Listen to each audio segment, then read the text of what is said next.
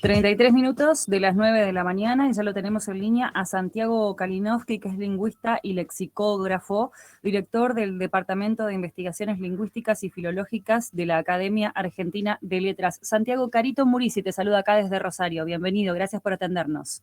Hola, ¿qué tal? Buen día. Hola, buen día, Santiago. Bueno, muchísimas gracias por este ratito para conversar con vos y charlar de tantas cosas, pero bueno, voy a empezar con uno de los titulares. Comenzará a usarse el lenguaje inclusivo en todos los documentos del Ministerio de Salud. Esa fue la noticia, ¿no?, de hace unos días que dieron desde el Ministerio. Y primero, como para entrar un poco en tema, ¿no?, quiero preguntarte cómo ves esta decisión y qué significa para la sociedad en general este cambio que empieza a pisar cada vez con más fuerza en varios ámbitos. Bueno, nosotros lo venimos siguiendo hace varios años. Nosotros en el Departamento de Investigaciones no establecemos la postura de la institución Academia Argentina de Letras. Lo único que hacemos nosotros es tratar de entender qué están haciendo los hablantes con la lengua, por qué los hablantes están poniendo determinada vocal en determinado lugar, con qué objetivo, en qué lugares, Sí, qué hablantes, demás. Entonces, en principio eso. Después, hay que empezar a delimitar algunos rasgos del fenómeno, como para ponerlo, me parece, en el contexto que le corresponde. Porque si no lo pone en el contexto, por ejemplo, más amplio de un cambio lingüístico, de un cambio gramatical, no se entiende bien. No se entiende bien porque resulta que si uno estudia los cambios lingüísticos y gramaticales a lo largo de la historia, se da cuenta de que se van dando sin que nadie tome la decisión de cambiar la lengua. Sí. Uno estudia cómo pasó el latín a dar más de 20 lenguas romances y encuentra que en esos cambios muy importantes, sintácticos, léxicos, fonéticos, fonológicos, demás, ahí no hubo nunca una decisión consciente de vamos a cambiar el sistema verbal latino, vamos a simplificar esto, vamos a hacer lo otro. Es algo que se va dando solo, más o menos solo, ¿no? En relación con ciertas variables del contexto histórico, ¿sí? No es lo mismo el siglo V que el año 1910, ¿no?, que el año 1840, ¿no? Es decir, que un proceso político que puede llegar a ser comparable al del colapso del Imperio Romano puede ser el colapso del Imperio Colonial Español, y sin embargo las consecuencias en cuanto a la fragmentación lingüística, a la diversificación lingüística en uno y otro caso son abismalmente diferentes. Una cosa dio muchas lenguas, el otro proceso nunca fragmentó la lengua, ¿no? Entonces ahí tenemos... pero en todo caso, los cambios lingüísticos que se dan sin decisión consciente de nadie. Entonces, cuando uno ve esto, que alguien conscientemente interviene determinadas vocales de palabras referidas a seres humanos, entonces se da cuenta de que hay una decisión consciente, calculada, que no es compatible con lo que nosotros normalmente consideramos cambio lingüístico, lo cual no tiene nada de malo. Es decir, no es que es menos relevante porque no es algo que se codifica al nivel de las reglas sintácticas de la lengua. No pierde ninguna relevancia, porque en realidad lo que está sucediendo ahí es que hay como una manera o una búsqueda de usar la lengua para lograr determinados objetivos en la sociedad. Y esos objetivos, en principio, los más claros son, bueno, denunciar la situación de desigualdad de géneros en la sociedad. Primero, ¿no? Una persona que usa lenguaje inclusivo automáticamente está diciendo hay una desigualdad, hay una injusticia. Y al mismo tiempo que dice eso, se pronuncia acerca de que eso no puede seguir. Entonces es una toma de posición política y es una demanda política, el uso de la E. Entonces, por ejemplo, para enfocarnos en lo que más suele llamar la atención. Entonces ahora, ¿qué pasa con un organismo del Estado que toma la decisión de promover, porque la resolución usa el verbo promover, dice promuévase? ¿Qué pasa con eso? Porque además esta no es la primera institución que lo hace del Estado, ya venimos viendo del Ministerio Economía, el Ministerio de Mujeres de la Provincia de Buenos Aires. Ya viene, digamos, cada vez que sucede que una institución introduce esta cuestión de la comunicación inclusiva o la comunicación no sexista o como la llamen, en algún tipo de resolución, entonces se vuelve a generar el mismo impacto mediático y se vuelve a preguntar.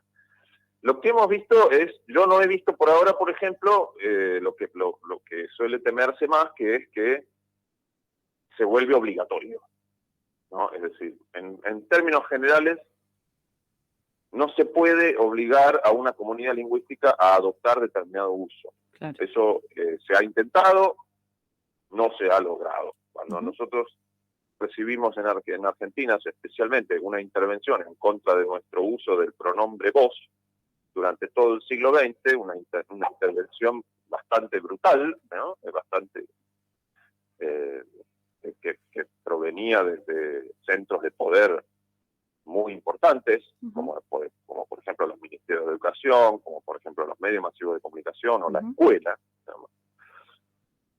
Sin embargo, la comunidad lingüística siguió su curso, es decir, nosotros somos una comunidad que tiene la variante voceante como norma culta, y eso, como norma culta o norma de corrección, o como lo quieran llamar, o como estándar, digamos, ¿no? Para nosotros, decir vos tenés, lo cual no pasa en Chile, por ejemplo, Claro. aunque tienen voceo, no forma parte del estándar chileno.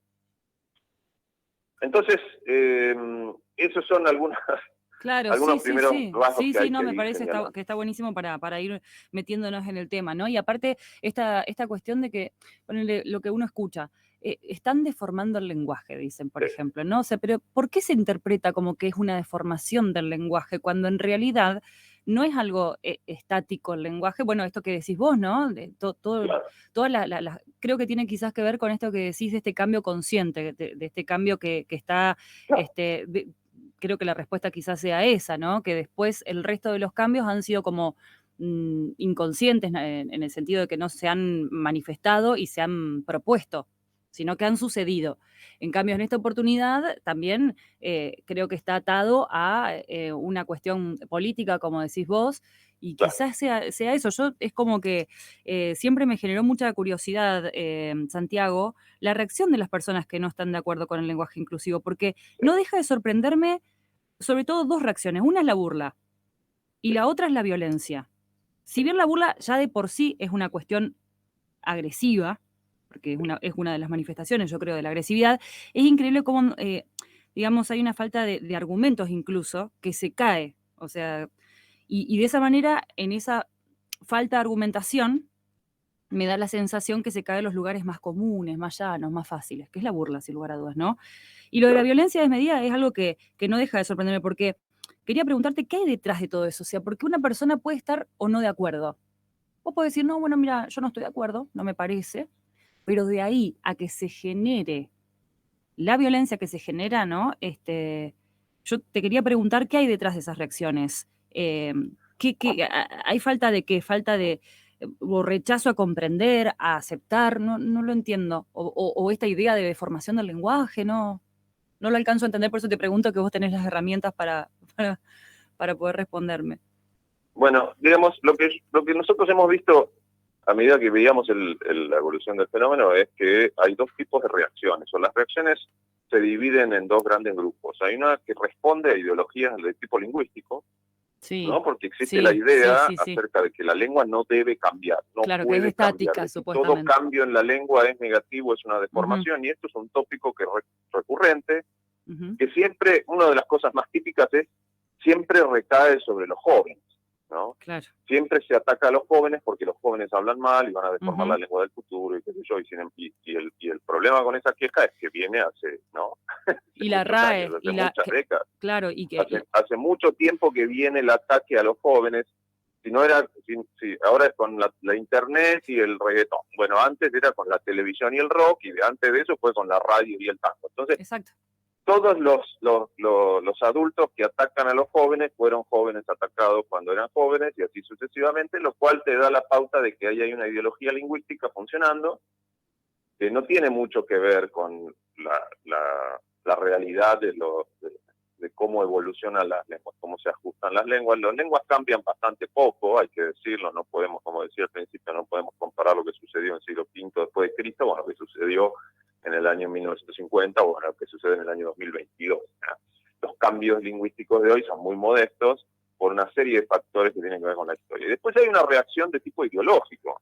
Claro. Porque si uno tiene un rasgo de discurso que identifica a un actor político que está buscando un cambio en la sociedad, y ese cambio es precisamente poner en riesgo el privilegio de un sector de la sociedad que concentra mucho poder, entonces es normal, esperable, y todos tenemos que saber que quien goza de un privilegio va a salir a defenderlo. Y ahí es donde yo veo las reacciones más violentas. Es decir, estas variantes de discurso, especialmente la vocal E, identifican a un actor político que pone en riesgo la preponderancia del varón en la sociedad. Claro. Y eso entonces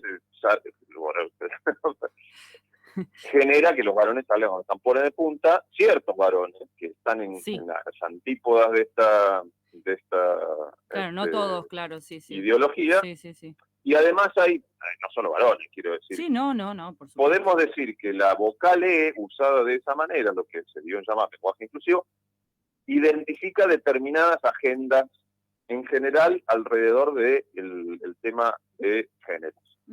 Podemos decir matrimonio igualitario, identidad de género, ¿sí? Podemos marcarlo con distintos hitos legislativos. El matrimonio igualitario, identidad de género y interrupción voluntaria del embarazo. En esos tres hitos legislativos te dan un poco, marcan la cancha de cuáles son las demandas políticas o la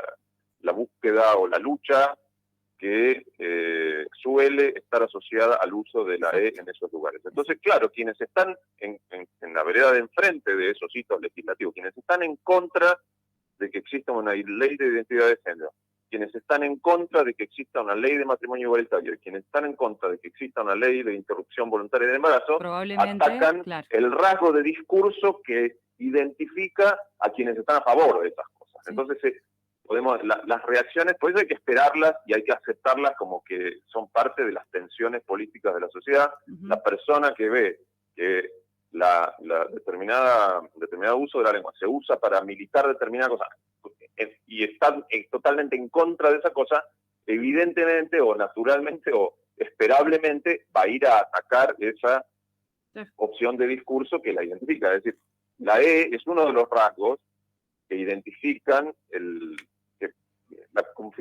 digamos, uno de los rasgos de la configuración discursiva que rodea determinadas luchas políticas en la sociedad. Y por lo tanto es esperable la reacción. Pero entonces son de dos tipos. La más violenta, que es más ideológica, en sentido social y político, y la más, ciertamente más o menos moderada, que tiene que ver con las ideologías lingüísticas. Alguien que puede estar a favor de la interrupción voluntaria del embarazo, pero piensa que la lengua no se puede tocar. Y esto, entonces, lo que nosotros podemos decir, no se ajusta a lo que conocemos como cambio lingüístico.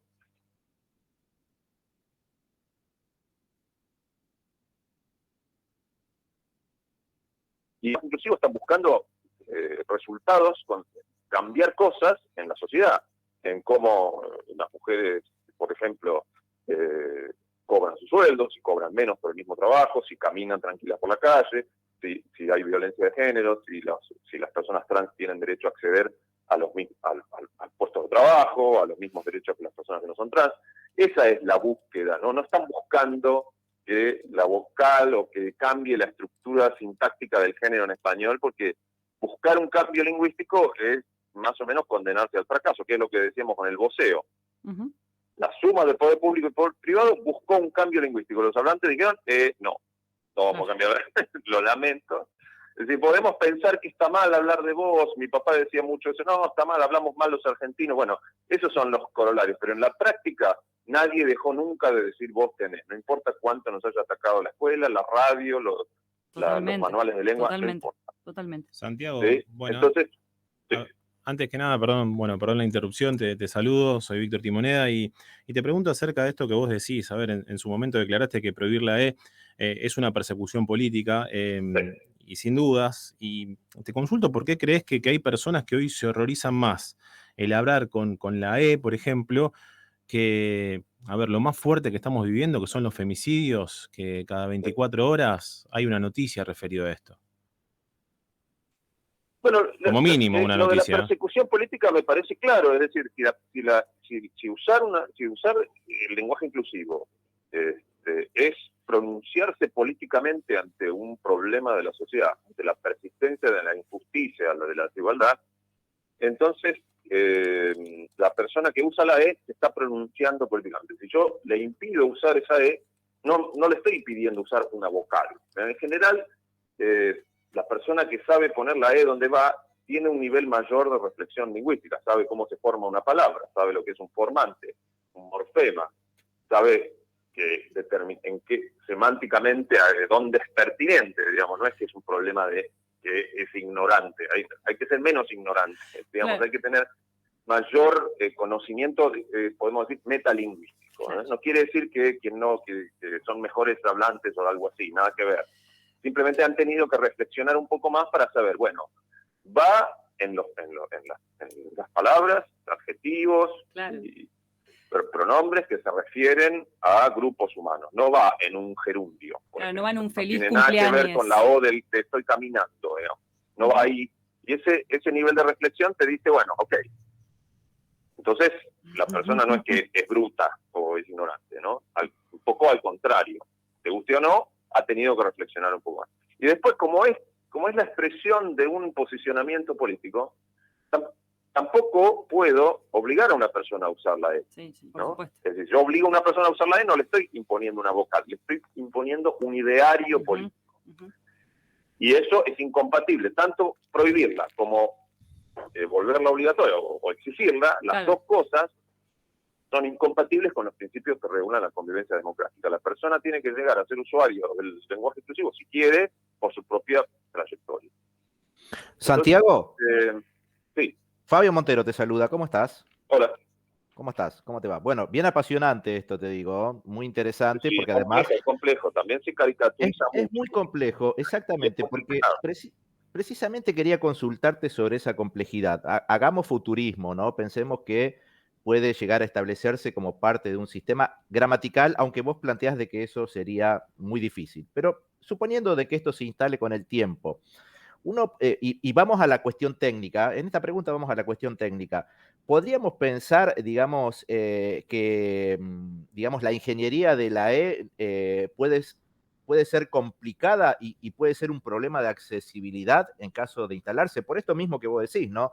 Hay que ser bastante instruido para saber acerca de morfemas, etcétera, que evidentemente no es lo común en la lengua del hablante, o en el hablante, mejor dicho.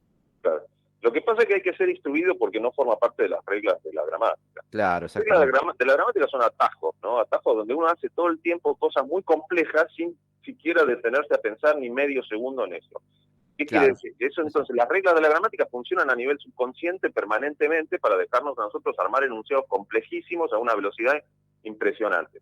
Eso, como el lenguaje inclusivo no es parte de la gramática, entonces cuando uno quiere usarlo, tiene que hacer un esfuerzo enorme. Es muy complejo. Porque, claro, no está en ese código inconsciente, ¿no?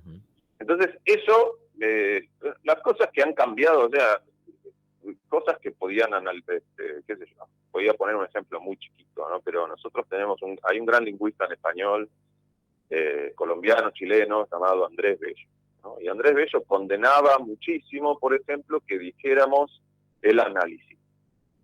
Porque la parálisis, la crisis, dice, todas esas palabras son femeninas, si decís el análisis, sos un bruto. Y los hablantes tomaron ese uso y lo introdujeron dentro de los usos que se consideran estándar en la lengua. Y entonces no hubo nada que, ¿no? No se puede imponer eso ni detener. Sí, porque acá estamos hablando también, como vos decís, de la decodificación en tiempo real, ¿no? Es que hoy decimos el análisis y a nadie se nos mueve un pelo en absoluto. Al contrario, se nos mueve si decimos la análisis. Entonces, esto llega a codificarse como una regla gramatical, es decir, para ir a la cosa técnica. Nosotros en español tenemos una estructura de género que tiene como 3 patas, ¿no? Tiene 2 elementos, un masculino y un femenino, y se usan como marcados para referirnos solo a hombres o solo a mujeres.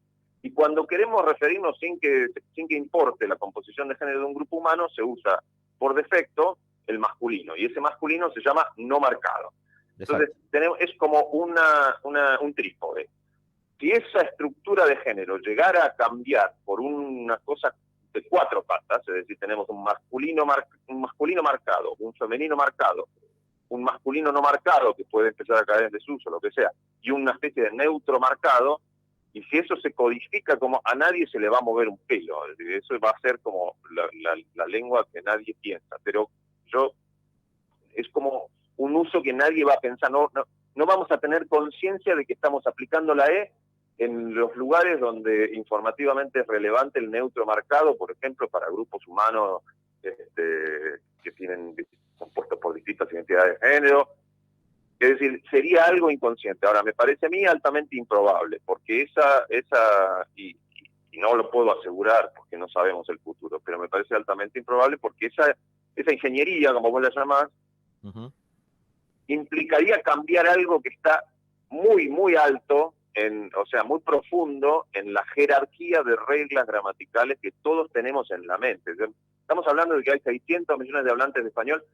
Todos esos hablantes de español tienen este trípode adentro de la cabeza, ¿no? Claro, exacto. Es decir, es muy fuerte pretender ese cambio. En inglés la tienen más fácil, ellos tienen todo este problema, pero es una lengua muchísimo menos flexiva.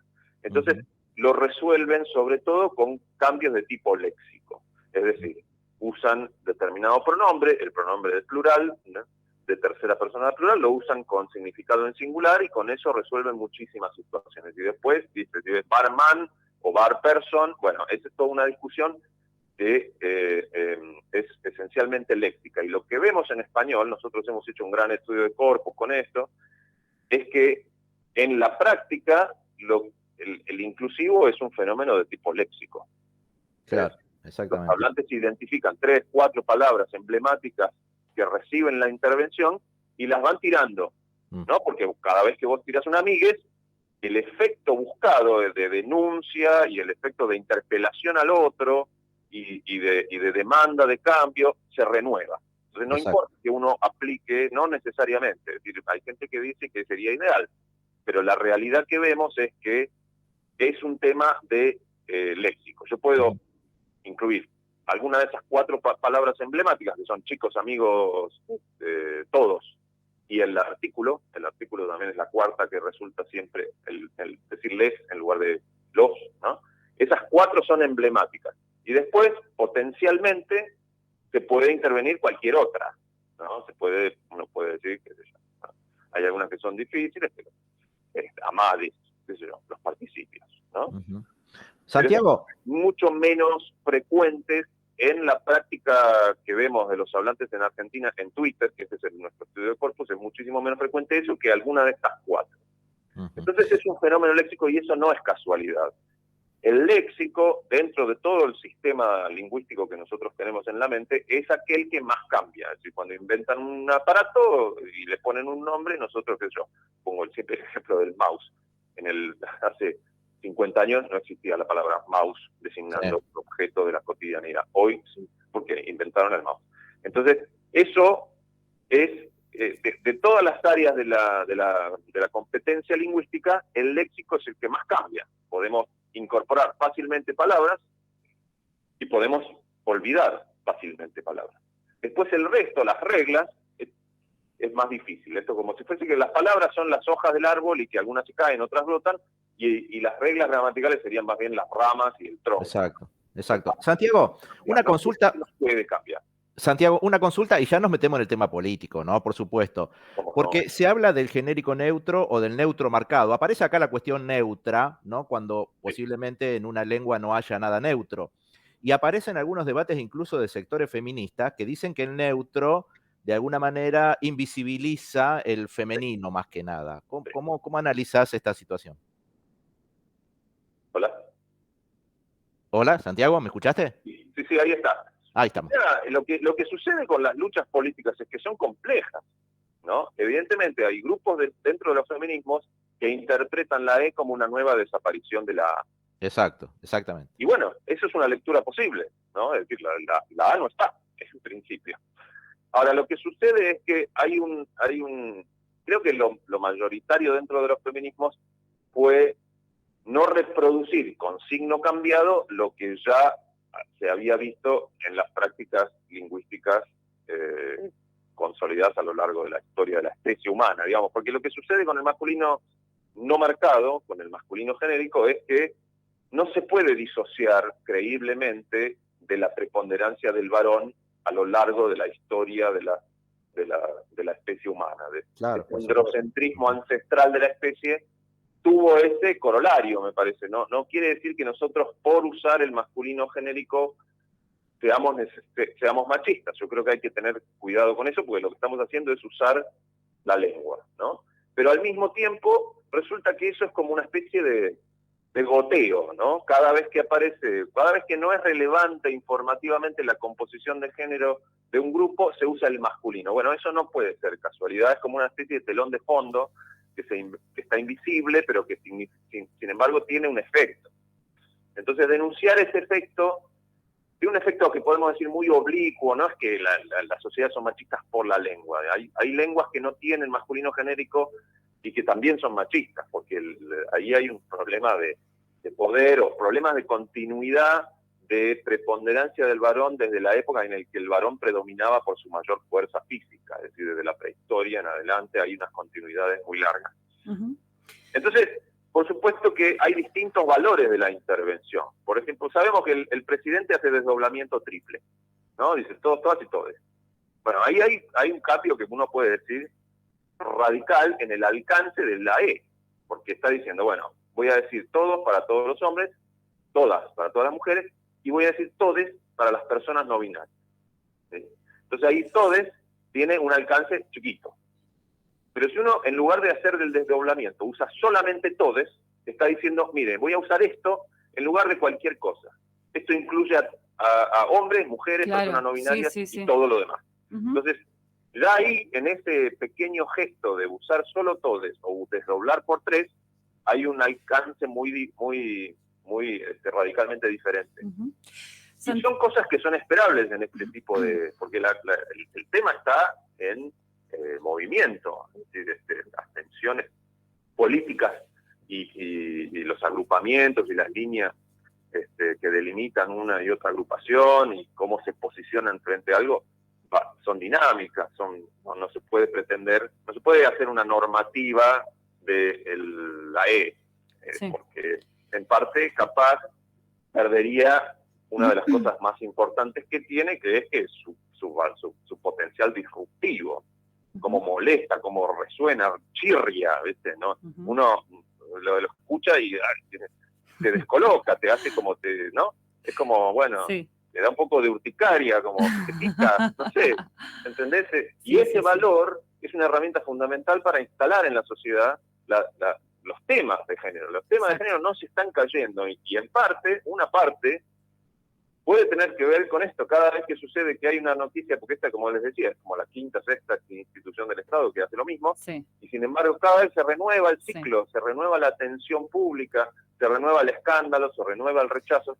Quiere decir que yo creo que la intervención sí, tiene un gran potencial, claro, yo creo para instalar cosas. Que en buena hora, ¿no? Que la gente se moleste, que se genere polémica, que se generen debates. Me parece que está también bueno para poder charlarlo a todo esto todas las veces que sean necesarias. Sinceramente, Santiago, no sé, me quedé con 1.000.000 de cosas y de ganas de preguntarte muchísimo, pero bueno, estamos como con el tiempo ahí medio complicado, pero te agradecemos muchísimo este contacto porque obviamente sos una persona que con una formación increíble y que nos puede explicar desde otro lugar y con muchas herramientas estas cuestiones, ¿no? Que quizás uno, independientemente si está bueno, estamos en un país en donde tenés que estar de un lado o del otro, ¿no es cierto? Obligatoriamente, Claro, obligadamente. las grietas. Claro, sí, o estás acá o estás allá, ¿viste? Bueno, ¿qué va a hacer? Pero Con las independientemente... grietas no entendemos bien, ¿eh? Se Claro, entiende todo mal. exacto. Independientemente de esto, uno estando de acuerdo o no estando de acuerdo. Yo, por ejemplo, estoy de acuerdo, pero no lo utilizo. O sea, ¿por Claro, qué? es complicado, Porque todo eso también es es complicado. un Después la persona que no lo proceso. usa también tiene derecho a no usarla, porque por ahí no se siente identificado con el ideario de la E y puede estar de acuerdo y no querer usarla. Yo tampoco la uso. Claro, pero por ejemplo, estoy de acuerdo con todo lo que hemos charlado, totalmente de acuerdo con esto, pero me cuesta muchísimo poder, pero bueno, también por una cuestión de las cuestiones de uno, ¿no? O de una, en este caso, de une. Ahí, por ejemplo, está bien decir digo porque cuando hablábamos hoy más temprano del tema de la burla, siempre se hace esta cuestión de agarrar, por ejemplo, querés asegurarte la limpieza de tu empresa con responsabilidad y seguimiento, digamos, eso es una burla, porque realmente la idea de la E no es que vayan toda la palabra. La persona no sabe dónde va, no sabe qué es una vocal desinencial, exacto. No sabe, y queda, no sabe pero eso. Entonces, lo loco es que en general las burlas revelan más acerca de lo que ignora el que se burla. Claro, que exactamente. bien, Digo porque justamente dicen deforman la lengua, pero en realidad para hablar de deformación de la lengua habría que saber estas cuestiones que vos estás diciendo, ¿no? En dónde se pondría claro, no es tan fácil, y no es tan fácil deformar la lengua, quiere decir, no es tan fácil, porque qué sé yo, uno puede decir, vos tenés, era percibido como una deformación de la lengua. Sí, Entonces ellos lo condena en los peores términos posibles, nos trata de brutos. Claro. Pero después de eso no es una deformación de la lengua, es una variante. Las lenguas existen en la variación, no hay una lengua y después cosas que se separan de eso. Todos los lugares donde se habla la lengua se lo habla con una variedad diferente. Exacto. Con una diferencia. Santiago... No hay una lengua central y después dialectos periféricos. Sí. Eso no existe. Somos todos dialectos. Exacto. Acá desde producción me están haciendo señas de todos lados porque te tengo que cortar, pero no quiero. Pero bueno, ha sido un verdadero placer, Santiago. Muchísimas gracias por este aporte y gracias por este ratito de haber conversado aquí con En Sintonía con vos. Te agradecemos mucho y que tengas un muy buen fin de semana. Hasta luego. Chao. Chau, hasta luego. Hablamos con Santiago Kalinowski, lingüista y lexicógrafo, director del Departamento de Investigaciones Lingüísticas y Filológicas de la Academia Argentina de Letras.